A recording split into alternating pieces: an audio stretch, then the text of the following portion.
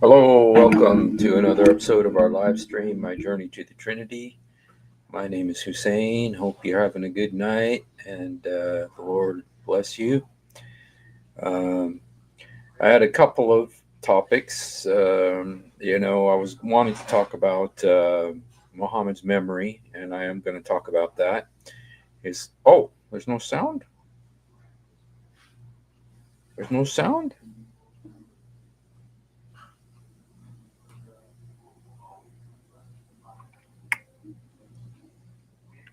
Can you hear me now? Can you hear me now? Okay. Okay, good.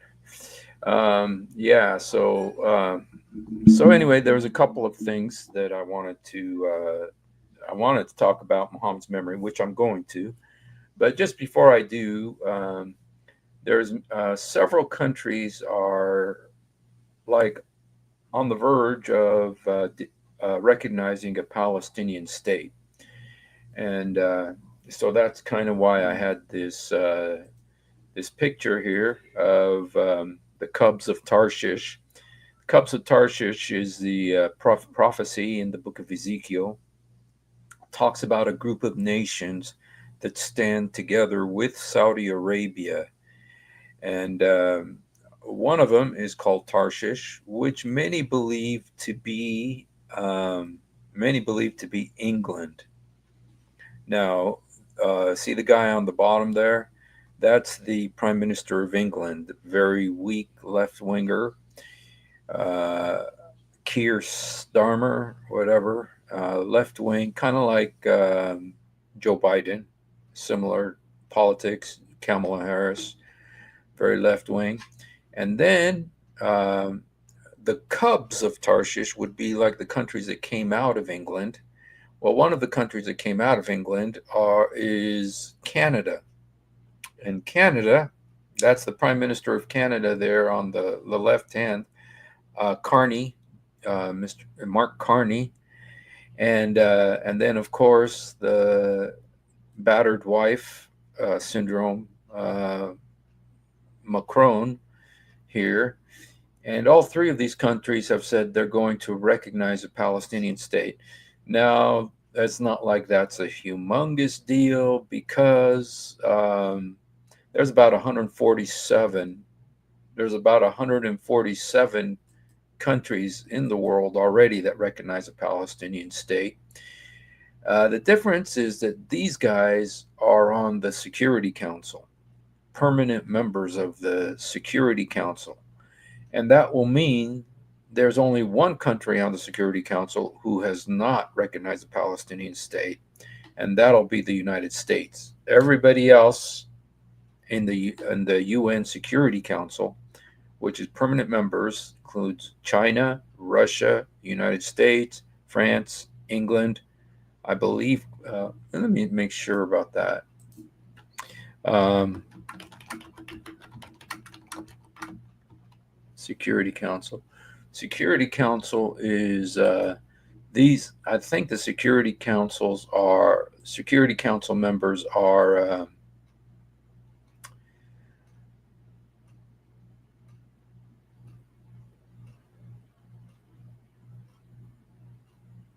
Okay, no, that's not it. Um,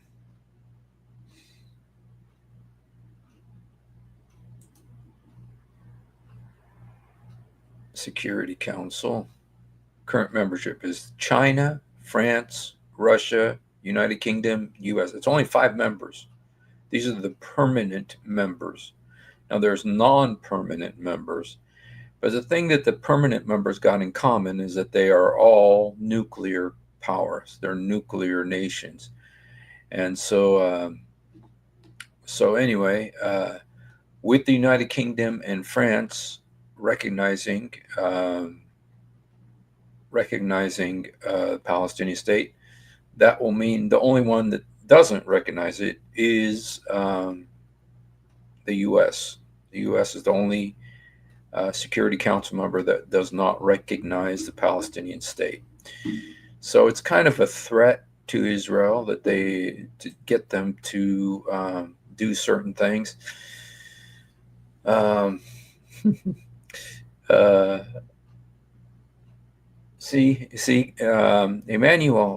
Emmanuel is a troublemaker, and I don't mean that in a derogatory sense, but he always has issues with Pinky, and we've talked about this before, and you know, um,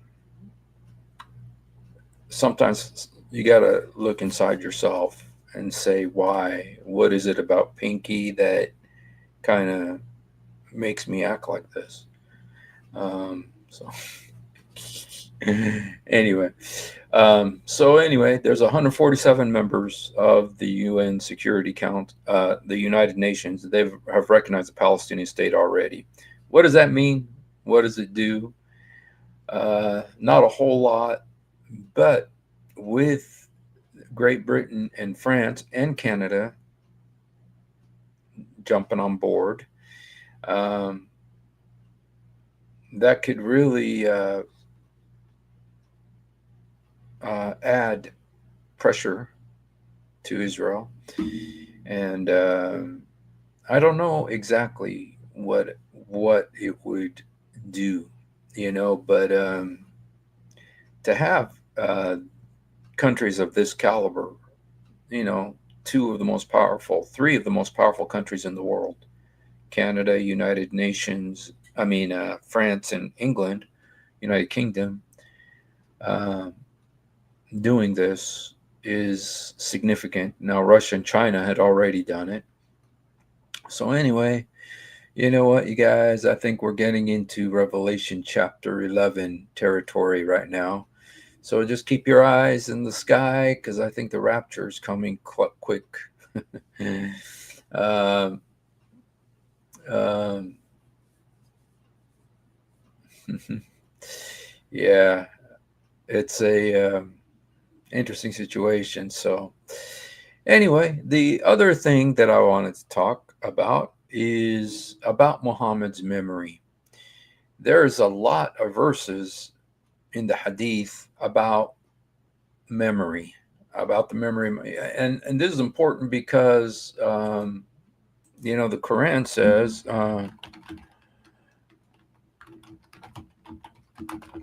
in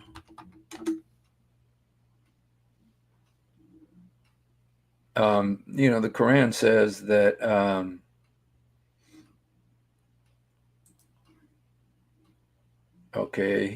there's a verse that says Surat al-Hajr. Okay, that the Quran is preserved in the hearts, through memorization, and as we are told, the Quran's linguistic beauty, depth, meaning, and consistency, oh boy, are seen as miraculous attributes. My goodness, attest to divine origin. Uh, yeah, my goodness, oh boy, yeah. That's that's funny. But anyway, and there's this verse in the Quran. Let's look at it. Okay, this verse, it says, "We will have you recite the Quran so you will not forget any of it." So, uh, "Sanikra'ak fala tinsa." So you will not forget any of it. Okay, Pickthall says, "We shall make thee read, Muhammad, so that you shall not forget." Okay, so this is Allah speaking to Muhammad about how he will not forget the Quran. Okay, this is Quran 87:6. So this is Allah. I mean, we're talking about Allah's divine supernatural powers here to enable Muhammad to not forget the Quran. Hello, Jedediah. God bless you. Hello, Tiger and Abla and Emmanuel Shahid, the anti Pinky, um, and So, anyway, so there's this verse that Allah says He's going to help Muhammad not to forget the Quran. Okay, it says, "We will have you recite the Quran so you will not forget any of it." Okay, any of it. But then if we go to the Hadith, we find some different things going on. Okay, there's a lot of forgetting that goes on. And you got to wonder, how does this fit with this verse where Allah says He's going to help Muhammad not to forget? The verse in the Quran says very clearly that Allah is going to help Muhammad not to forget. Okay, but then we have verses like this. The Prophet said, "Why does any one of the people say, 'I have forgotten such and such verses of the Quran?' He, in fact, is caused by Allah to forget." Uh, and so, um, this here, because Muhammad was forgetting certain verses, and people were making comments like,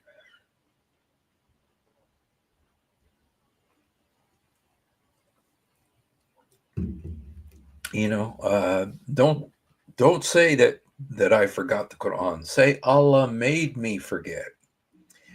You guys, this is I wish there was a Muslim here, because I would love to have a Muslim come on and tell me about this particular um, operation, this action of Allah to make you forget the Quran, to make you forget. It's like, it's not that you just forget. Muhammad is against saying that he forgot. He says Allah made you forget. So Allah is the one that makes you forget the Quran. Okay. Even though in the Quran it says Allah, let's just go back and read it again. We want to read it again and read it again and read it again to see. It says, "We will have you recite the Quran, O Prophet, so you will not forget any of it." So this is Allah speaking here. And yet Muhammad says that that Allah makes him forget the Quran. He says that Allah makes him forget the Quran. So this is very interesting, and he even tells people, don't say I have forgotten such and such verses. He in fact is caused by Allah to forget. So Allah is the one who's making you forget. ما لأحدهن يقول نسيت آية كيت وكيت بل هو نسي. Okay, such and such a verse, Kate. So, which one is wrong? Is the Hadith wrong, or is the Quran wrong, or is this contradiction? Do we have this thing about Allah making you forget? Allah making you forget. This was a test to the people. Jose, Allah says that He's not going to that look, Jose, I don't know if you saw the verse, but look again. Look what Allah says here. He says, "We will have you recite the Quran, O Prophet, so that you will not forget any of it." Will not forget any of it. But then Muhammad very clearly he says here, it says, he in fact is caused by Allah to forget. In fact, it gets even worse than this. It gets even worse than this, Jose. Um, if we go here to the Quran again, let's go back to the Quran. Let me show you this verse. And it's 2106. It says here, Allah says, if we abrogate a verse or cause it to be forgotten.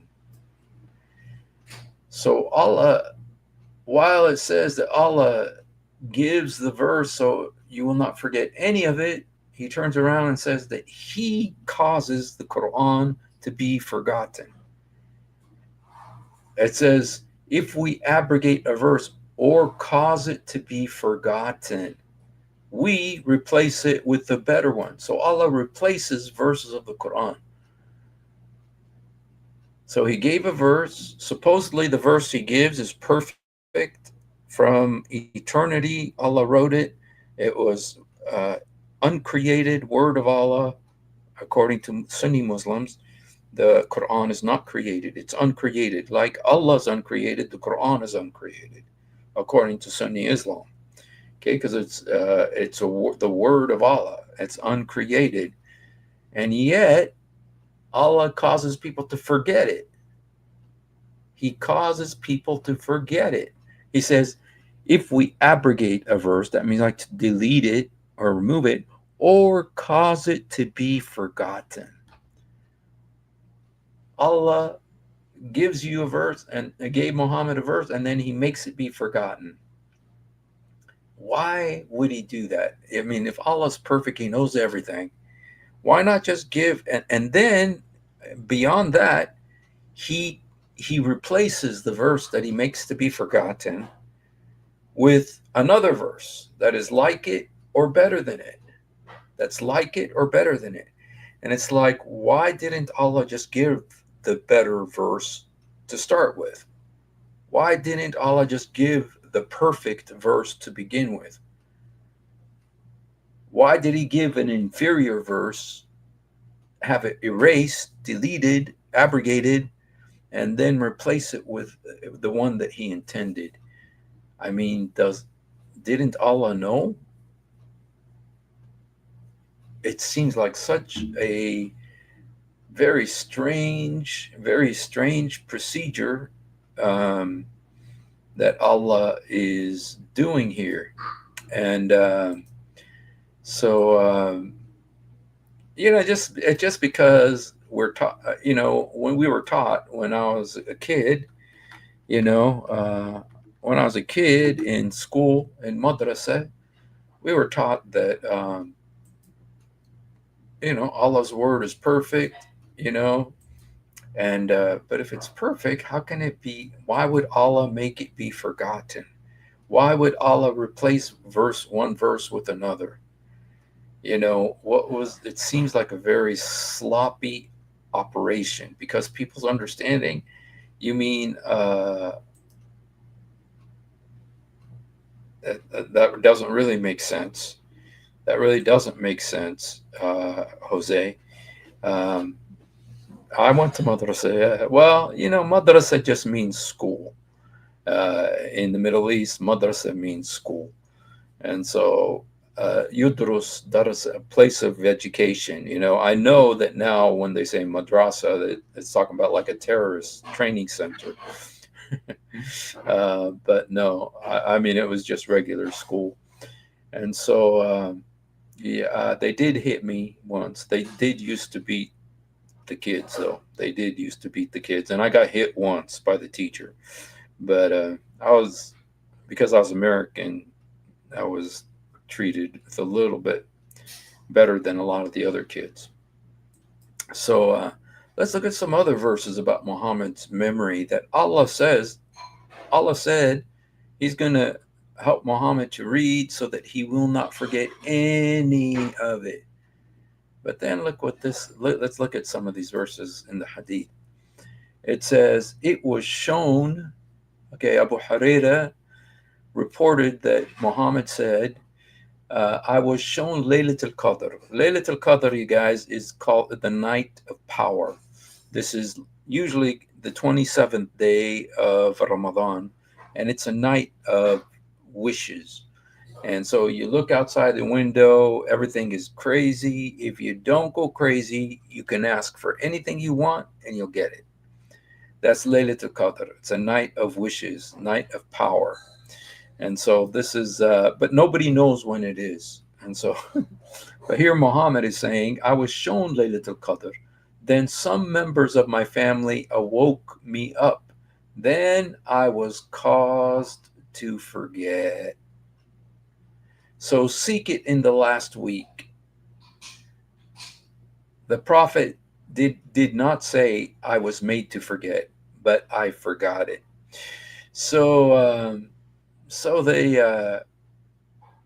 so supposedly Allah shows him when Laylatul Qadr, this night of power, this night of wishes, and it's a very important night. And you guys, when Muslims determine what night it is, it's during Ramadan. What happens is that the men go to the mosque and they pray all night long in the mosque because they don't know when that moment of power happens. When you're going to get like credit instead of getting credit for one prayer, you're going to get like 10,000 prayers. That's how much credit you get from Allah if you pray during the. So Allah told Muhammad when it was, but then he caused them to forget it. My goodness. It's like, why tell him in the first place if you're going to turn around and make him forget it? I mean, why tell him in the first place? Don't tell him. Why tell him and then make him forget it? Doesn't that seem just a little weird? Doesn't that seem just a little weird? Hello, Sam. God bless you, my friend. Um, and so, anyway, let's read some more about Muhammad's um, photographic memory. Allah's apostle heard a man reciting the Quran at night and said, May Allah bestow his mercy on him, as he has reminded me of such and such a verse, of such and such surahs, which I was caused to forget. So Allah supposedly sent Muhammad a verse of Quran. Muhammad used to recite it, but then Allah caused him to forget it. And how did he remember it? Because somebody else memorized it, someone who had a better memory, obviously, was reciting it, and then Muhammad remembered it. So it just makes you wonder if Allah causes you to forget. Number one, why does Allah cause you to forget? Why does Allah give it to you in the first place if he's going to cause you to forget it then? What's the purpose of this? He gives you a verse, then he causes you to forget it. What's the rationale? What's the reason? It seems so counterproductive. I believe Qadr is destiny. Yes. Uh, yes, it is. Qadr means destiny. Yes. Uh, as Sam says, second verse Muhammad received makes no sense. 96:2. I'm going to look that up. Let me see. 96:2.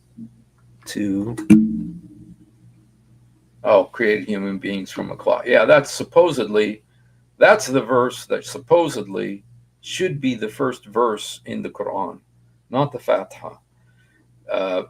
Because that's the first verse Muhammad got. Why did it go down? Why was it not put in the Quran until Surah 96? So anyway, just got these questions about why give it? Why did Allah give it just to make people forget it? It just doesn't make sense. Here's another. Okay, he heard a man reciting the Quran at night. Okay, and then he's okay. Yeah, I just read that one. Okay, here's another one. The Prophet said, It is not right for any of you to say, I have forgotten such and such a verse. Rather, he has been caused to forget. Study the Quran, for it escapes from the heart of man faster than a camel escapes from its fetter. uh, Escapes from the heart faster than a camel escapes from its fetter. Okay. Um, so, but why does it escape? Why does it escape? It escapes because Allah makes the person forget it. Allah makes people forget the Quran, and then you just got to ask the question, well, why give it in the first place if you're going to make people forget it? Okay. Here's another one. Ibn Abbas said that Muhammad gave 3 instructions. Now, you guys, it's important to remember the Quran says, obey Allah and the messenger. So Muhammad's words are equal in value to Allah's words. According to the Quran, the words of Muhammad are equal to Allah's words because it says, obey Allah and the messenger. But look what it says here. Okay. Gave 3 instructions. Number 1, expel the polytheists from Arabia. Reward deputations as I did. Ibn Abbas said either that he did not mention the third or that he had been caused to forget it.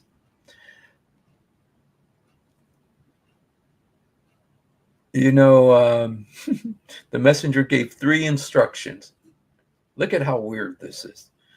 The messenger gave 3 instructions: expel the polytheists, reward deputations, but then he's not sure if there was no third or if he was caused to forget it. That's just weird. That is just weird. And it just makes you wonder, why say there's going to be 3 instructions if the third is not mentioned or it was caused to be forgotten? That means there's still another command, but nobody knows what it is. Why say it's there if you've been caused to forget it?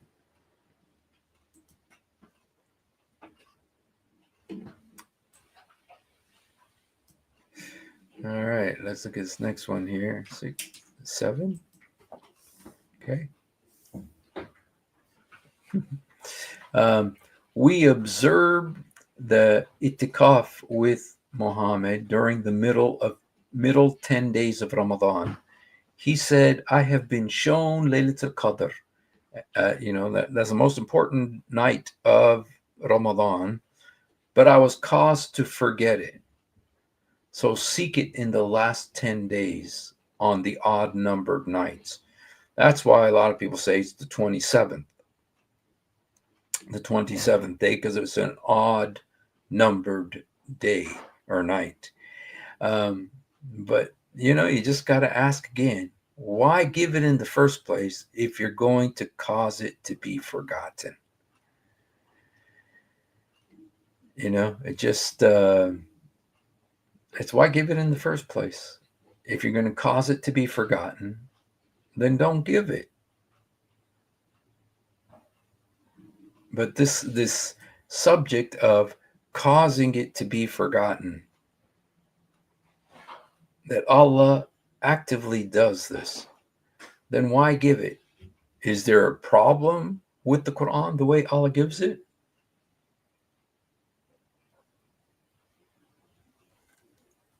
To where you want people to forget it? Why not give? Or as in chapter 2, 106, there's something better. So you want people to forget. You want people to forget the first because you got something better. Why don't you give the better at the start? Why didn't you give the better at the start from the beginning? It just seems to go against what Muslims believe about the Quran because they believe it's the perfect preserved word of Allah from the preserved tablet in heaven that Jibreel read and came and recited to Muhammad. But then, so Jibreel, Allah wrote it, Jibreel went and read it, and then he came down to earth to say it to Muhammad, and then Allah makes it be forgotten because he's got something better or something like it. So instead of saying the sky is blue, Allah will say the sky is blue, something like it. Instead of saying the sky is blue, you say the sky is blue, or something better. You say the sky is deep blue, something better than the sky is blue. It just doesn't make sense. And Allah continues to do this, even though he promised Muhammad that he was not going to let him forget the Quran. And yet, in practice, he constantly forgot the Quran. Okay, let's look at this one. Okay, Abu Hurairah said, the messenger. Okay, now this is kind of funny, but when the adhan, this is the call to prayer, is pronounced, the devil takes to his heels and breaks wind with noise so as not to hear the call. This is when Satan is farting. When the adhan is finished, he returns. When the iqama is announced, he turns his back, and after it is finished, he returns again to distract the attention of one and makes him remember things which he does not recall in his mind before the prayer time, and says, remember this and this, and thus causes one to forget how many rak'at he performed. So here, this hadith, Muhammad is saying that Satan is the one who causes people to forget. So in the Quran, in these other verses of the hadith, it's Allah who makes people to forget the Quran, or to forget. He causes them to forget. But here, Satan causes people to forget. So this is one of the several things that both Allah and Satan do. Allah does it and Satan does it. It causes people to forget. So, other things, the Quran says that Satan causes people, he misleads people. And then it turns around and says Allah misleads people. Then it says that Satan corrupts people, causes corruption among the people. Then it says Satan causes corruption among people. So there's several things that both Satan and Allah do. And here's another one that they both cause people to forget. Satan causes people to forget, but Allah causes people to forget. It's just a very weird, I think, if you ask me, the reality, my opinion, is that Muhammad was just forgetful. He was just forgetful. He forgot a lot of things. And so people would challenge him, hey, how can you forget? You're the prophet of Allah and you're getting the message from Allah. How can you forget? And what Muhammad's excuse was, Allah made me forget. The same way he blamed Allah for everything else too. Remember how he would blame Allah for, like when he wanted to have sex with Maria the Copt, and then his wives got mad at him. So he said, "Okay, I swear I'm never gonna have sex with her again." And then Allah came and said, "Hey, how dare you keep back from yourself that which you want?" And so he nullified Muhammad's vow to his wives so that he would be allowed to have sex with her. And then there was also the situation when Muhammad wanted to marry his daughter-in-law. He went, had his little typical seizure when the wahi, or the spirit, would come on him. And then he blamed Allah. He says Allah told him to marry his daughter-in-law. So, and this is in Quran chapter 33, Surah Al-Ahzab. So here is something else that, Muhammad was forgetful. He was getting old. He'd been poisoned. So when he forgot, he said, no, Allah made me forget. It's Allah's fault. Strange. Very strange. Okay, let's look at this one. It says, Yahya related to me from Malik that he had heard that the Messenger of Allah said, I forget or I am made to forget, so that I may establish the Sunnah. Yeah, boy, what does that mean? I forget or I am made to forget, so that I may establish the Sunnah. The Sunnah is like the lifestyle or the Hadith, but Muhammad said he didn't want Hadith. The fact that there is Hadith, Muhammad said he didn't want there to be Hadith, but they wrote it anyway.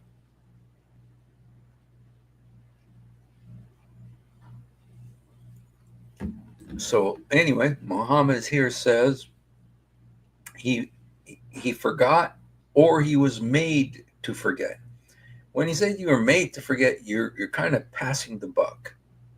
You're kind of blaming somebody else for your forgetfulness. Okay, so here he's blaming Allah for his forgetfulness. Okay, go figure. Okay, here's another one. It says, then he heard Allah's apostle saying, Moses, call me not to account for what I forget, and be not hard upon me for my affair with you. The first excuse of Moses was his forgetfulness. Now, this is something that happens in the Quran, that Allah did this many times, where Muhammad did something, it was embarrassing. So what Allah would do is he would come and say, don't worry, Muhammad. All of the prophets did the same thing. All of the prophets did the same thing. Remember when he got his satanic verses? Satan put words in Muhammad's mouth, according to the Hadith, according to 50 different sources. At least 50 Islamic sources describe and tell of this incident when Muhammad had Satan put words in his mouth to worship the three idols, Alat, Al-Uzza, Al-Manat. So when Muhammad felt bad, he said, I misrepresented you. I let Satan put words in my mouth and I led people astray. What did Allah say? He says, never before you was there ever a messenger who, when he desired, Satan cast into his desire. So what he did is he demeaned all the other prophets and said, I'm not that bad because all of the other prophets did the same.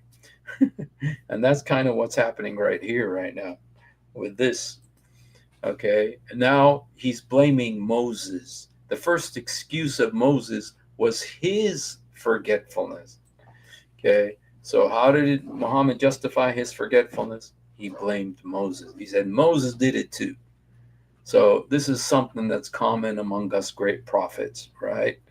So another funny excuse there. All right, let's look at this one. There's only two more left here. The messenger prayed and added or omitted something. One of the narrators, Ibrahim, said, the confusion stems from me. He was not sure which it was. It was said to him, O messenger, has something been added to prayer? He said, I am only human. I forget just as you forget. If anyone forgets, let him perform 2 prostrations when he is sitting at the end. Then the prophet turned and prostrated twice. So what he's saying here is, if specifically What happened is that they're praying, and everybody knows the prayer because it's the same prayer over and over and over again. But then all of a sudden, Muhammad goes along, and and everybody's going, "Hey, what's up? Why did you do that?" And he says, "Oops, I forgot." Because I'm human just like you. So you forget and I forget. So that way, and then he says, but I got a remedy for our forgetfulness. When you forget, specifically how many rak'ah, how many times you kneeled, how many times you kneeled. If you forget, you're supposed to do it 5 times, but uh, you did it 7 times, say, or you did it 3 times, but you don't remember because Allah makes you forget, then just do an extra two as penance. The two penitential kneelings. And you guys, I have an uncle in the Middle East, and he's Muslim, and he used to go to the mosque, and he would come, especially during Ramadan. Yeah, but yeah, he would go during Ramadan at night. It's cold. He's out there, with all these guys. And the imam must forget a lot because they get up, they kneel, they get up, they kneel, they get up, they kneel, they get up, they kneel. And my uncle, who's like 80 years old, man, he says, dude, I can't keep up with this. Got so many times I got to kneel in there. And so Muhammad's solution, because of your forgetfulness, is that you do two penitential penance kneelings in addition to the other kneelings. So just adding burdens and burdens on these people here. So if anyone forgets, let him perform 2 prostrations when he is sitting at the end. Then Muhammad turned and prostrated twice. Okay. This is Sunan ibn Majah. This is Sahih. Okay, so all right, this is the last one here, you guys. It says Sa'ad Abu Ubaidah reported Muhammad as saying, "Every man who recites the Quran and then forgets it will meet God on the day of resurrection in a maimed condition. سيلقي الله يوم القيامة أجدم." Wow. This has been explained as referring to one who has learned the Quran by heart and later forgets it or neglects to recite it. You will meet Allah in a maimed condition for forgetting Quran. So this issue of memory is, on the one hand, so important to Islam, and yet Muhammad just had a terrible memory. Muhammad just had a terrible memory. And so he'd come up with all of these excuses. And so I don't know if there's any Muslims here who would like to come on. If you're a Muslim, please feel free to come on. We will, here's the link. And if you'd like to come on and help us understand some of this stuff, help us understand some of this stuff. I mean, why Allah gives something and then causes it to be forgotten? Is he embarrassed by what he sent? Is he embarrassed? Is that why he he causes it to be forgotten? Yes, Jesus speak to Jose can to open his eyes and change his heart. If any of you are Muslims, you'd like to come up, there's the link. Please feel free to come up. We'd like to hear from you. Got some questions for you. Maybe you can help us understand this thing that Allah does. He makes the Quran to be forgotten. He made Muhammad forget the Quran. Allah made Muhammad forget the Quran. Okay? So if you can come and explain this to us, it'd be appreciated if you are a Muslim, because I'm sure you guys have heard about this. Allah gives you guys, this just I keep going back to my days in school when they told us the Quran is perfect. Allah perfectly preserves the Quran. Nobody can change it. Nobody can change the Quran. Impossible that anybody changes it. And then all of a sudden you see that the Quran itself says that Allah not only forgets it, he makes people forget it. Not only did Muhammad forget it, he makes people forget the Quran. You know, after making all these claims about the Quran and its perfection, and then he makes people forget it. It just doesn't make sense. What Islam makes you believe is okay for humanity. Islam beyond barbaric, beyond savage, beyond unthinkable. What those women, children, and men must be going through at the hands of Hamas, ISIS, and Hezbollah. Yep. Hello, Iron Quill. How are you? God bless you. Nice seal there. Iron Quill. Yeah, so, I mean, it's one thing if this was in some crazy hadith that you can, or some crazy seerah, some biography, but this is in the Quran itself. And then it turns around and says that Satan is the one that makes you forget. First of all, it says Allah makes you forget. And then it says Satan makes you forget. And so both of them do the same thing. They make people forget. Even though Allah promises to help Muhammad remember, he then turns around and makes him forget. And then sends somebody else to recite that verse so that Muhammad will remember it again. And so it just doesn't seem to make sense. It seems a little silly.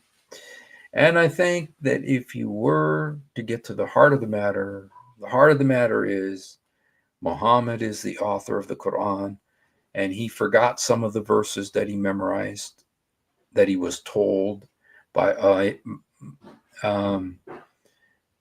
either Waraka bin Nawfal or the monk Buhaira.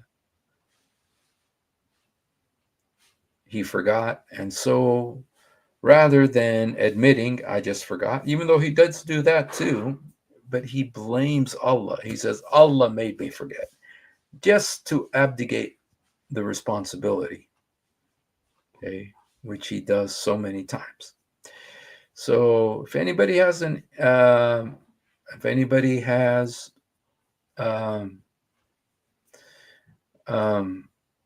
an explanation for this, you'd like to come. Oh, wow. I tell you what, you guys, prophecy is being fulfilled exactly like the Bible says in Ezekiel 38. Again, that's why today I had two subtopics. One is the cubs of Tarshish. This is in Ezekiel 38, the cubs of Tarshish, which I believe to be England, Canada, Australia, United States. Okay. Not including France, but right now you're seeing France is joining with England and one of the cubs, in this case, Canada. So there you go, you guys. Just had some question. If anybody would like to come up and help us understand, I'll go ahead and put the link one more time. And if you'd like to come up, please feel free to do so. In the meantime, I'm going to get my guitar.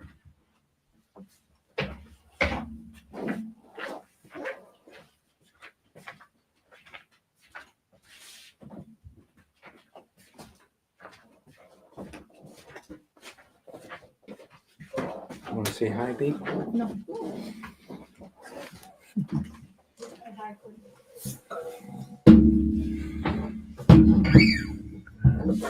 Of course I like you. Oh, you're post-millennial.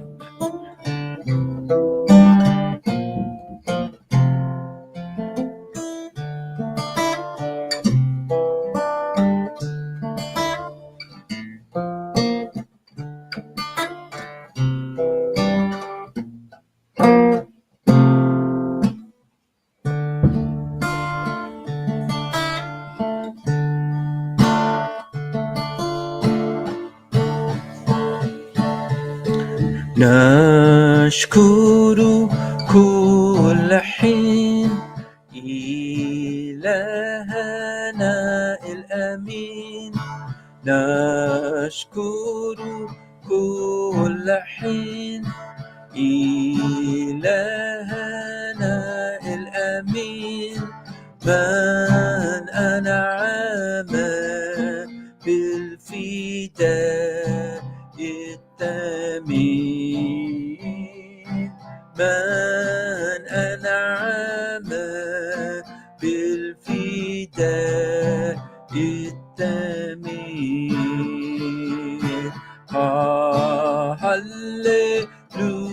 هللويا مجدنا هللويا شكرا هللويا نسجد لاسم المسيح العظيم نسجد لاسم المسيح العظيم. Oh, my wife wants me to continue, so. نعبد في خشوع. Come say hi. حبيبنا يسوع نعبد في خشوع حبيبنا يسوع فهو يكفكف كل دموع فهو يكفكف كل دموع هللويا مجدنا هللويا شكرا هللويا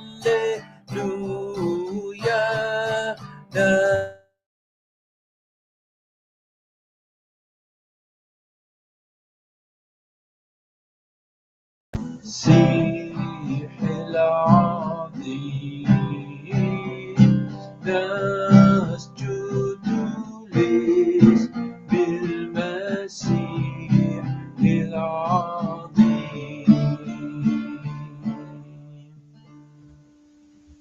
I want to do a song for my wife. Okay.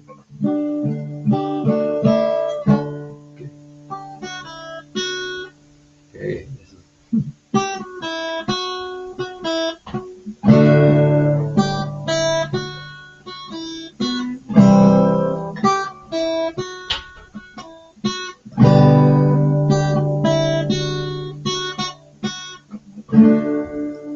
If the sun refused to shine, I would still be loving you. And when mountains crumble to the sea, there would still be you and me.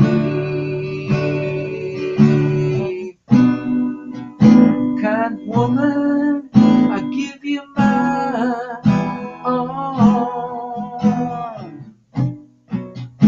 Kind woman, nothing wrong. Little drops of rain, whispers of the pain, tears of love from to the days gone by. My, inspiration's what you are to me. Inspiration, look and see.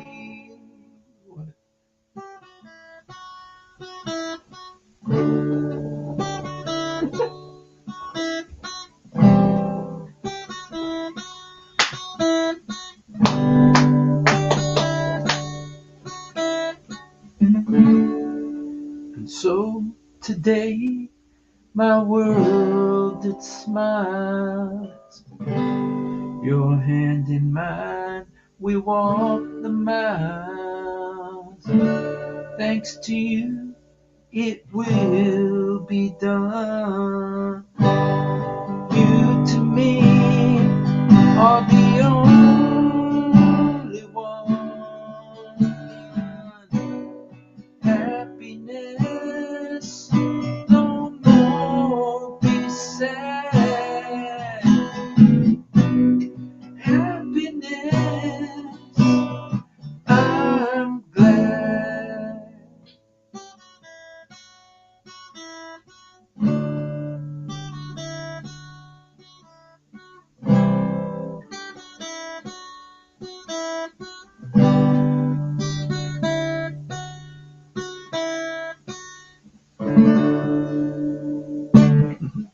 That's Led Zeppelin, you guys.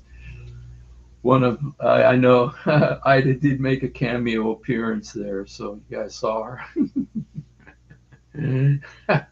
Actually, I wrote a song, Tiger. Uh, it says, "Baby, you're so beautiful. I'm such a lucky dog." I'm a lucky dog. So yes. So anyway, I just want to say again, I'm going to go ahead. If there is any Muslims who'd like to come up, we'd love to have you come up. And so you know what? I can't remember the song. I wrote it, so uh, I can't. I'll. You know, I do have it recorded. It's somewhere on Facebook. Yeah, I'll look it up and sing it. Uh, it's when I first met Ida. I wrote the song. It's called "I'm Such a Lucky Dog." Okay, let me do it. Praying.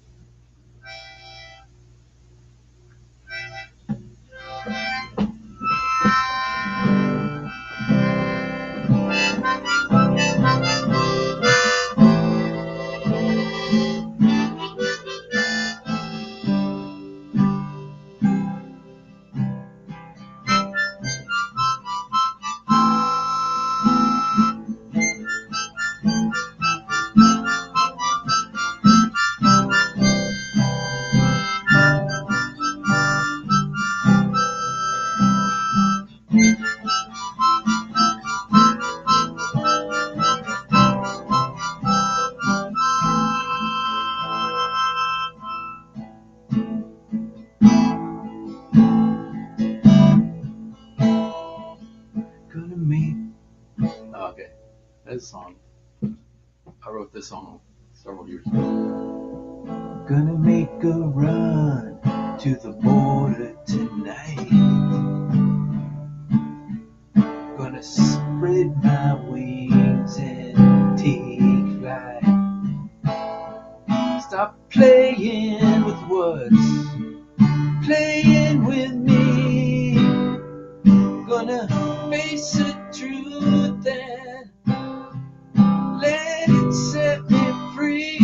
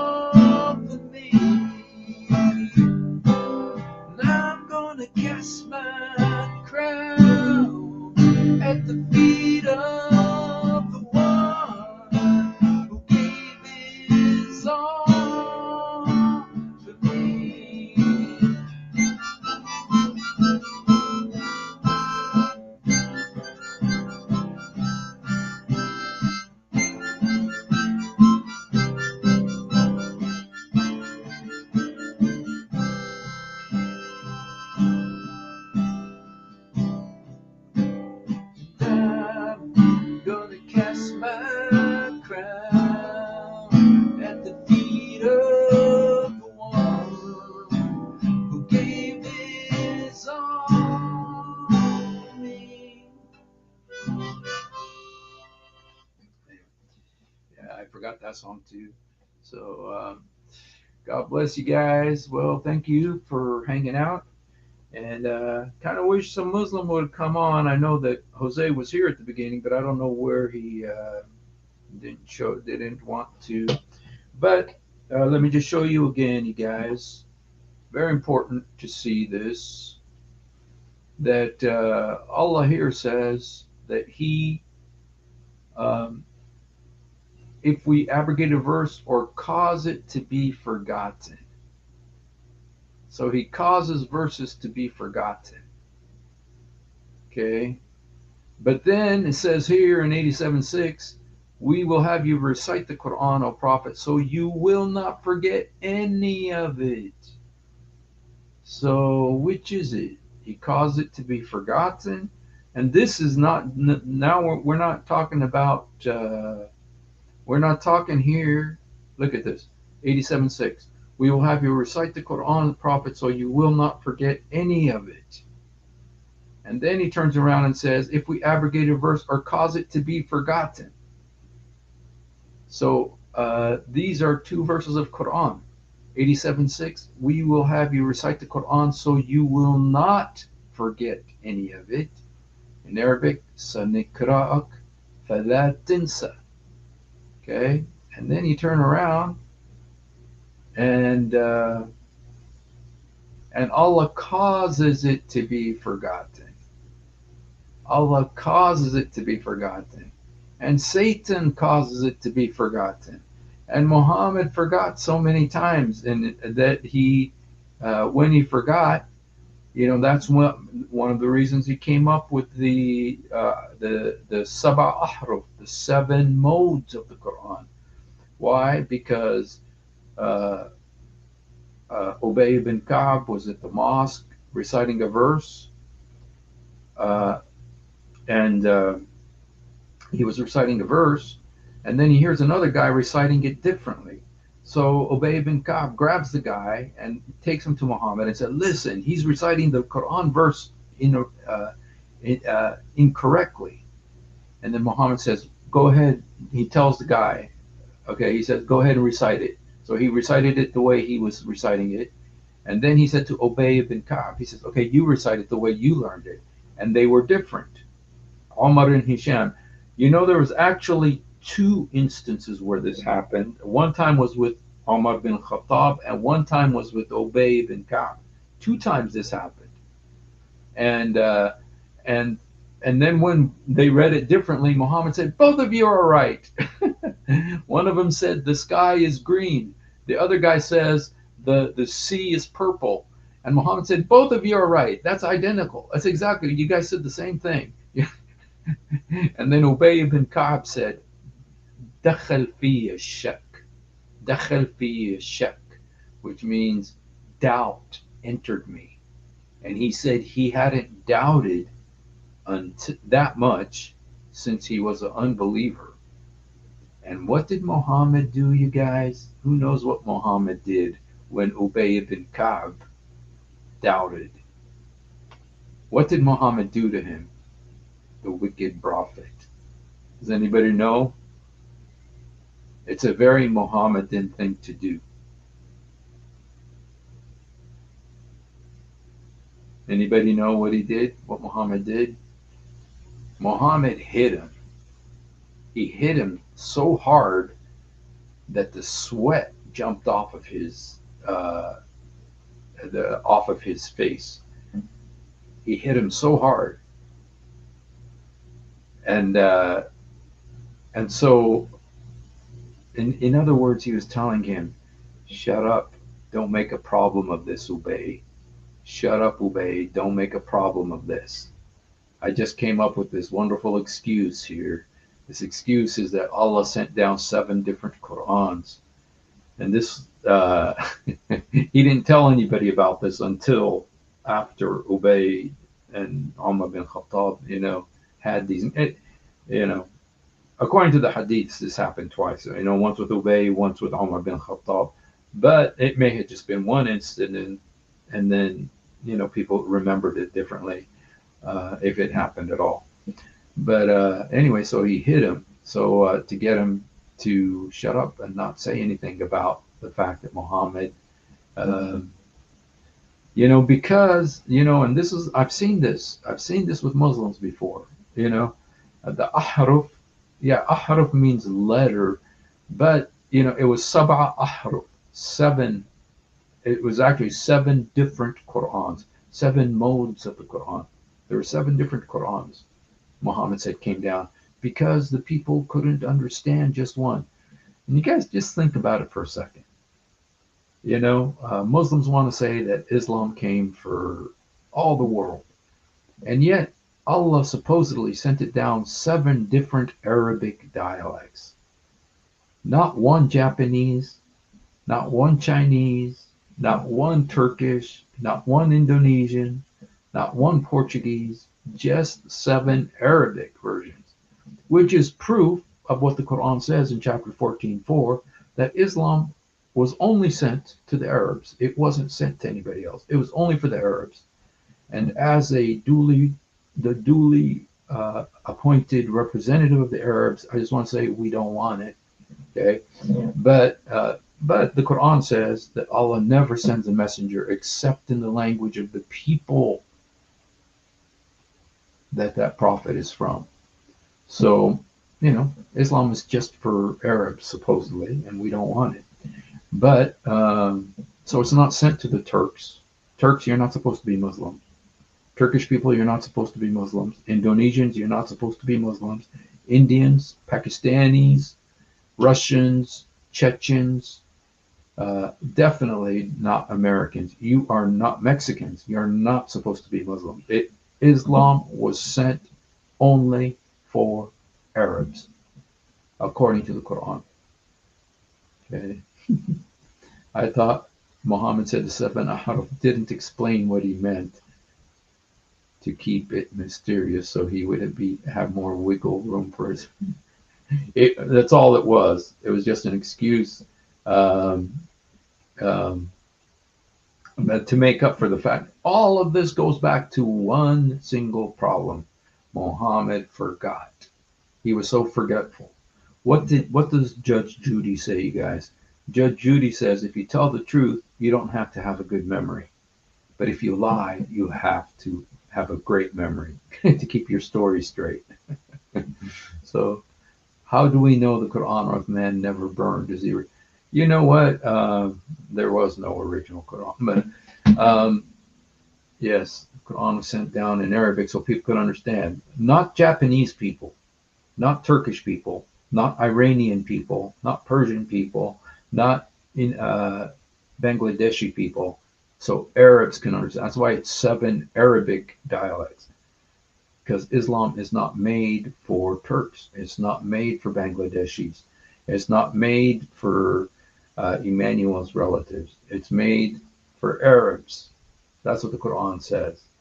Okay, let me show you the verse. I've shown it so many times that 14:4. Okay, 14:4 says, "We have not sent a messenger except in the language of his people to clarify the message for them."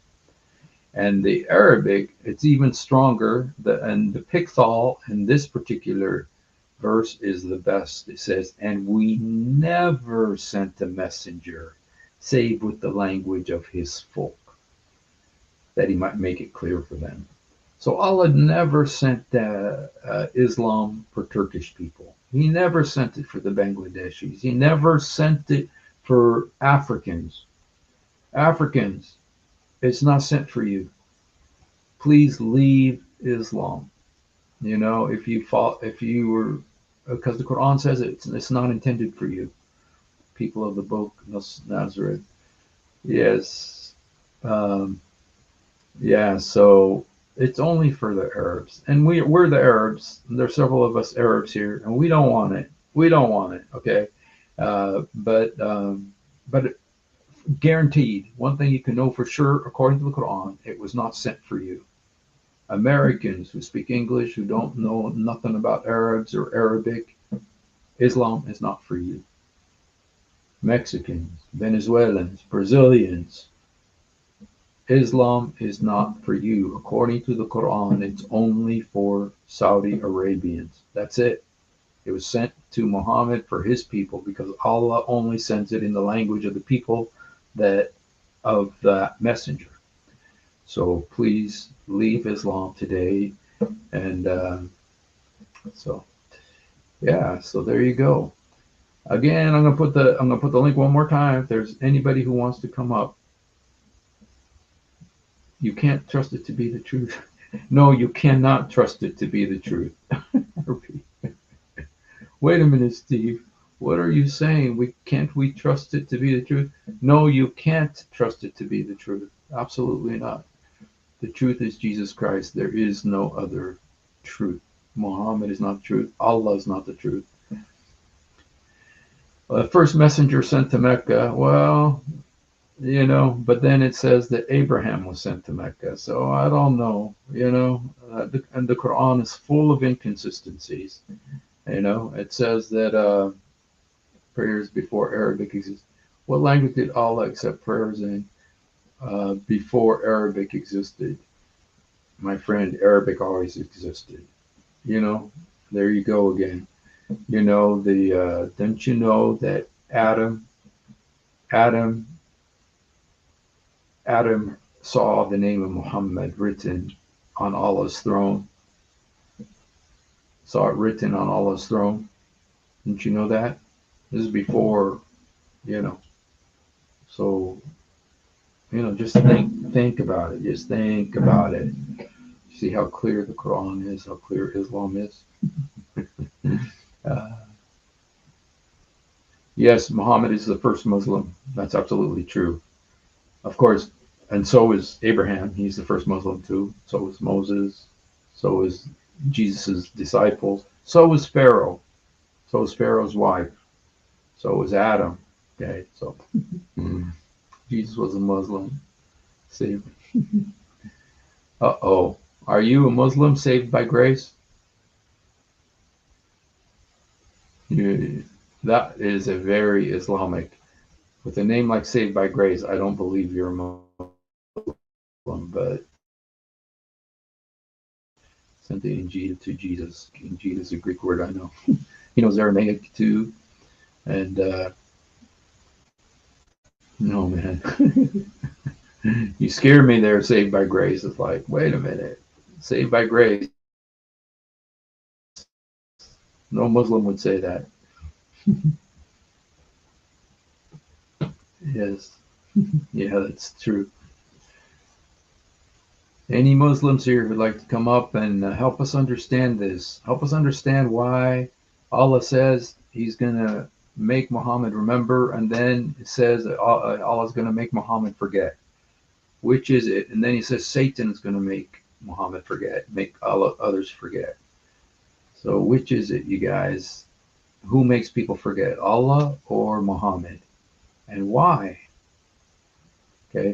Oh, since I have you guys here, let me just really quickly go, every now and then I just want to make sure that we don't have anything new on. Oh, wait a minute. I did have a verse I wanted to show you. I mean, a video. Let me see.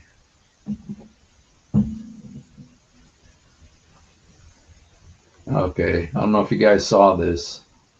This is a beautiful Abdul from Pakistan. He decided to come to America. And what he said, listen to this.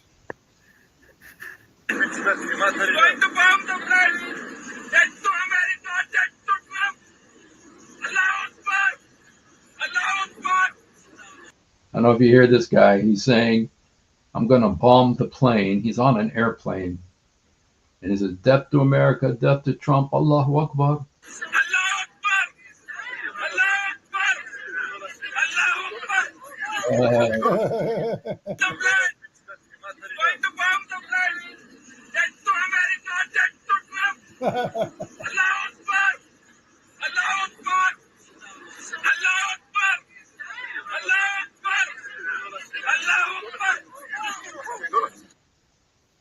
So You are lucky, Abdul. If I was there, I will push you in the ass of Allah and the ass of Akbar. Send him back. Oh, let him stay in jail for some time. yeah, that's a terrorist threat. So he's in trouble, man. He's going to be in trouble for that. So okay, just wonder if there was anything new on the behind the veils situation. Um, Yasser Qadi, anything new? Um, Yasser Qadi, Hadith, science. There was a new video about this. Um, some guy commenting on Yasser Qadi. Um,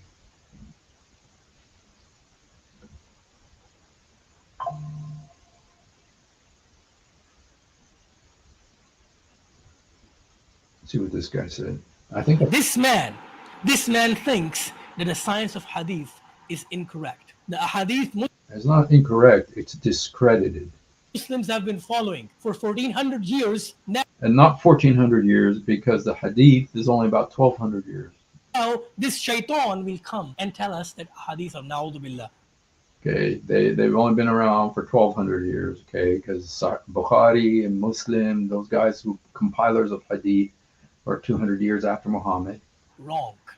This man is like a man who has one leg in one boat and the other leg in the other boat. Both of the boats are going in the opposite direction. The farther apart the Who does that remind you of somebody? Kurfa, like two camels going in opposite direction, they ripped her in half. boats get, the smaller his beard becomes. And I sincerely ask Allah to guide him. Listen to him talk about the hadith sciences.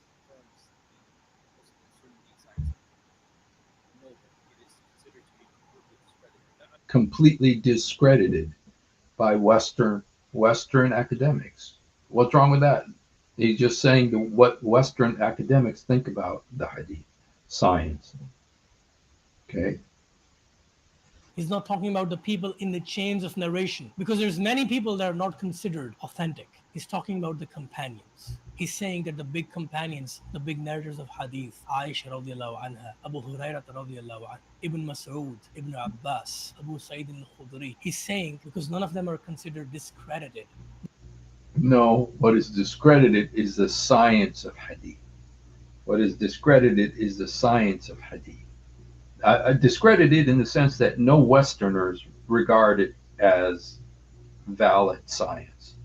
They think it's a joke. The method of Hadith science, the methodologies that they use for the so-called science of Hadith, is discredited. It's worthless. It doesn't meet the criteria of uh, historical Christian. Western historical methods. The hadith science is wrong. Yes. Na'udhu billahi min dhalik. Let me tell you, Mr. Qadi, and you owe it to the people to tell us, what does your tribe mean? Where does your tribe come from? What is your family history? What are your Why? motivations? What difference does that make? Allah Azza wa Jal said in the Quran, radiyallahu anhum wa radu an, about the companions. Allah is Yeah, but the problem is that what Yasser Qadhi is saying, that these hadiths don't go back to the companions. pleased with them and they are pleased with Allah. And you Okay, so kind of circular reasoning there. want us, na'udhu billah, to discredit them. No, you don't discredit them. He's talking about Western academics who have valid scientific, historic research methods. They looked at the so-called science of hadith, the method of saying that this person said to this person said to this person said to this person said to this person, and they're just saying that's not valid science. That's not science. Okay, it's not a valid method of validating, of verifying that these things were actually from these people and that they actually go back to Muhammad. That's what they're saying. Even if you so much as allude that Muslims should now discredit the companions. Not discredit the companions, just to say that these don't go back to the companions. Okay, it's that they don't go back to the companions. They go back to these are 100 years later. Then you know what you're saying? You're saying Quran is not preserved. Surprise, surprise. Which Quran? Which Quran is preserved? I'd like to. I wish this guy would come up. I'd love to talk to him. I'm gonna see if I can get a hold of this guy. Um,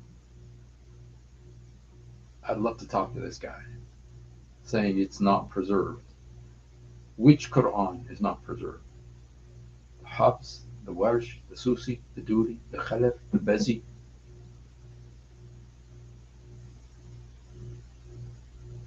Qalun.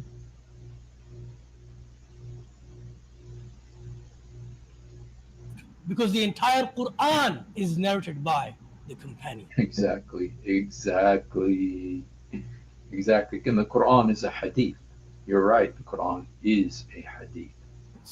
This man, this man thinks that the science of hadith is This is science. That's exactly right. The science of hadith is invalid. Correct. Actually, that guy was pretty good. Pretty interesting. I liked what he said.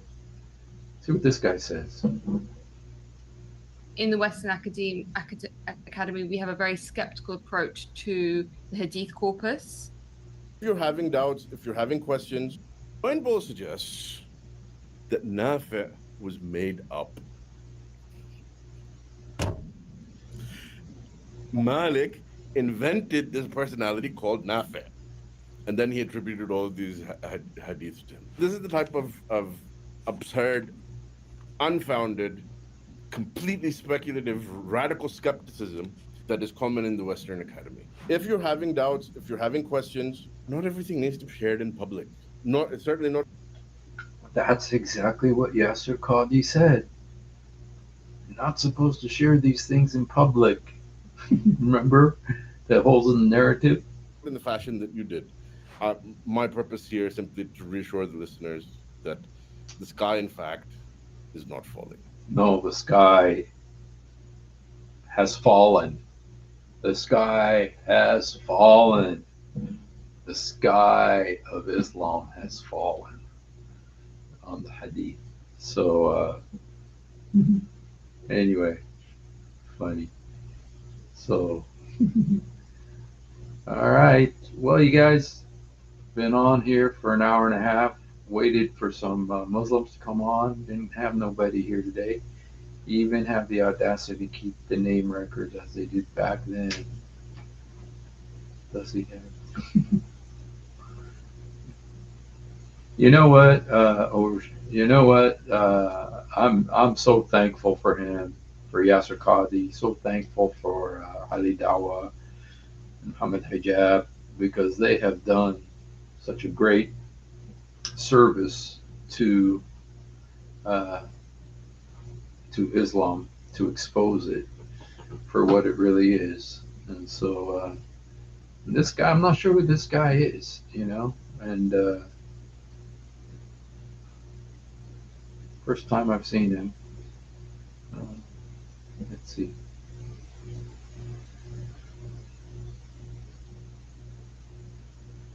All right.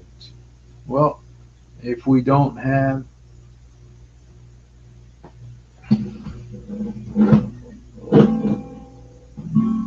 run to the border tonight.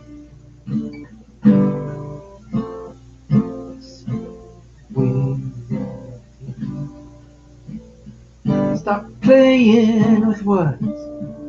Playing with me.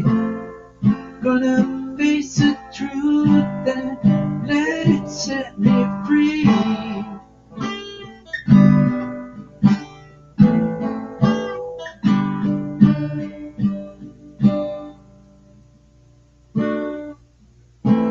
Okay, I'll practice it and get it for tomorrow. So, all right, you guys, thank you so much for being with us. And Libiano claimed that they're both hadith.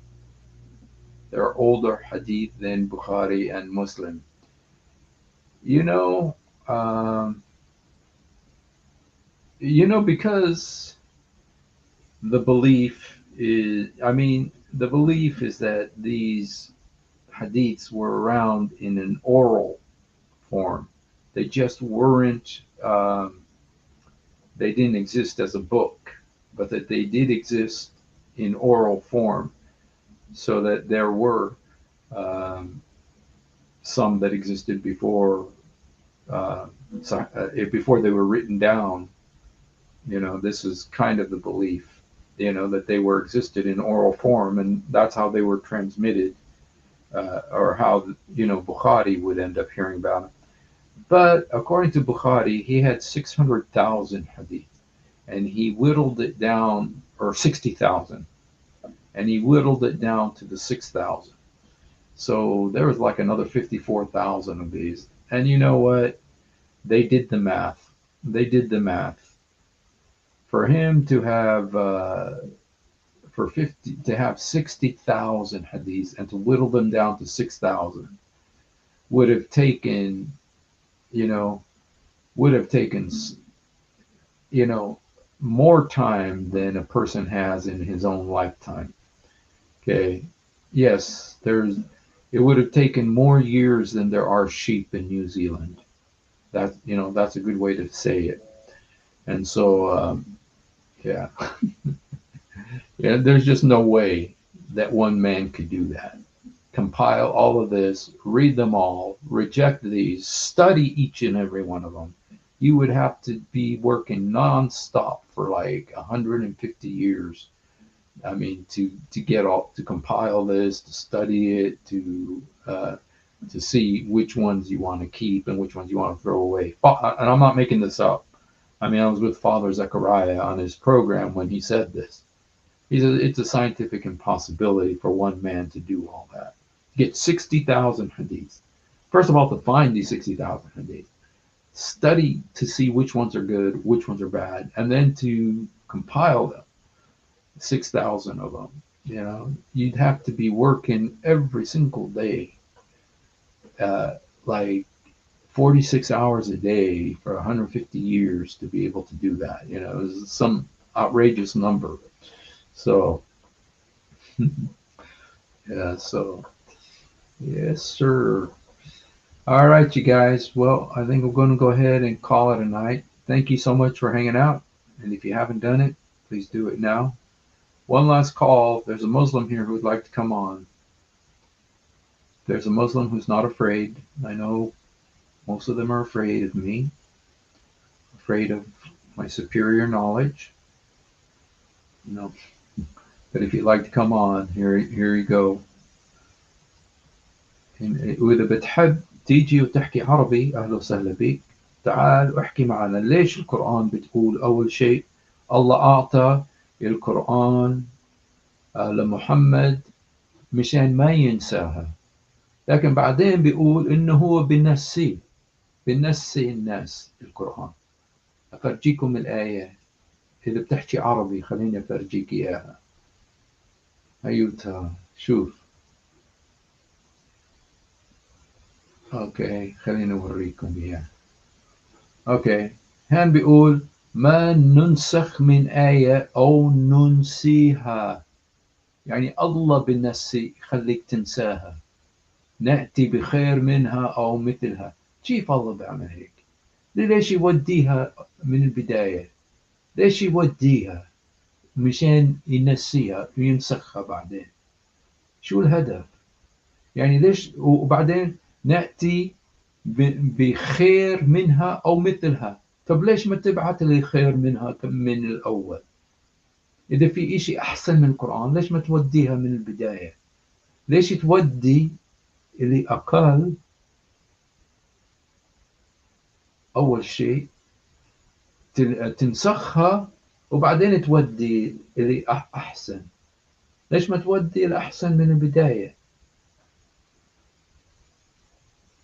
أو مثلها. ليش تودي آية تاني إذا هي مثلها؟ يعني واحدة بتقول السماء عالي والثاني بتقول السماء عالي نفس مثلها. يعني هذا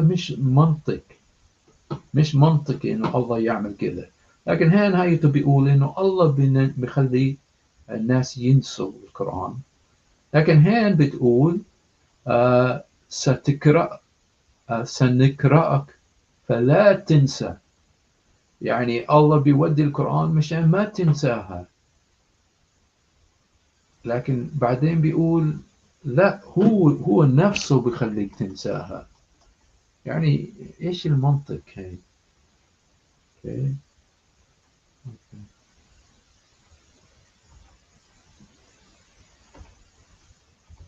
خلينا نشوف الأربع آيات. بيقول الذي أخرج المرعى فجعله غثاء أحوى سنقرأك فلا تنسى.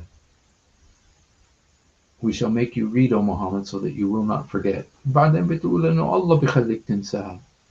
وفي بعدين حديث بيقول الشيطان بيخليك تنساها.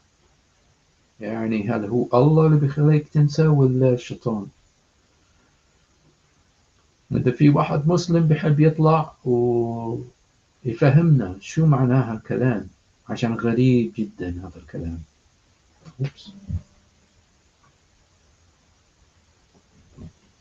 طيب شباب، الرب يبارككم. Thank you for coming on, and I hope to see you from 7-Eleven. Hot chocolate from 7-Eleven. I used to work at 7-Eleven 5 years when I was in college. So God bless you guys. Have a great night.